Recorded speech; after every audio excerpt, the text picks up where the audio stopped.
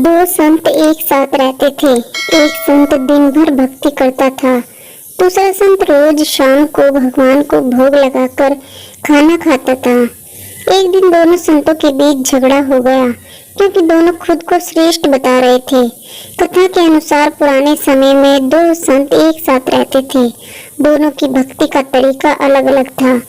एक संत दिन भर तपस्या और मंत्र जाप करते रहता था, जबकि दूसरा संत रोज सुबह शाम पहले भगवान को भोग लगाता और फिर खुद भोजन करता था। एक दिन दोनों के बीच झगड़ा होने लगा कि बड़ा संत कौन है। इस दौरान वहां नारद मुनि पहुंच गए। नारद ने दोनों संतों से पूछा कि किस बात के लिए लड़ाई कर रहे हो। संतों ने बताया कि हम ये तय नहीं कर पा रहे हैं कि दोनों में बड़ा संत कौन है। नारद ने कहा कि ये तो छोटी सी बात है, इसका फैसला मैं कल कर दूंगा। अगले दिन नारद मुनि ने मंदिर में दोनों संतों की जगह के पास हीरे की एक एक अंगूठी रख दी। पहले तप करने वाला संत वहां पहुंचा। उसने एक अंगूठी देख और चुपचाप उसे अपने आसन के नीचे छिपाकर मंत्र जाप करने लगा। कुछ देर में दूसरा संत भगवान को भोग लगाने पहुंचा।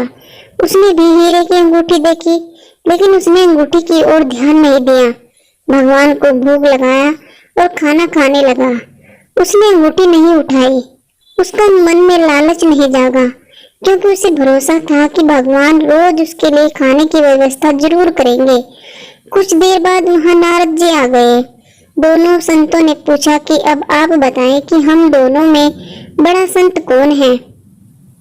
नारद ने तपस्या करने वाले संत को खड़े होने के लिए कहा। जैसे ही वह संत खड़ा हुआ तो उसके आसन के नीचे छिपी हुई अंगूठी दिख गई।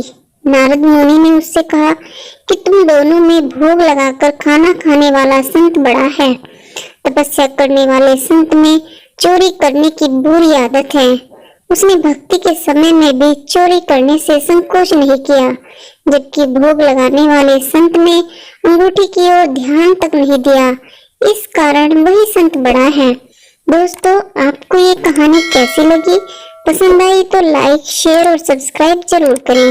मिलेंगे एक नई कहानी में, तब तक के लिए नमस्कार।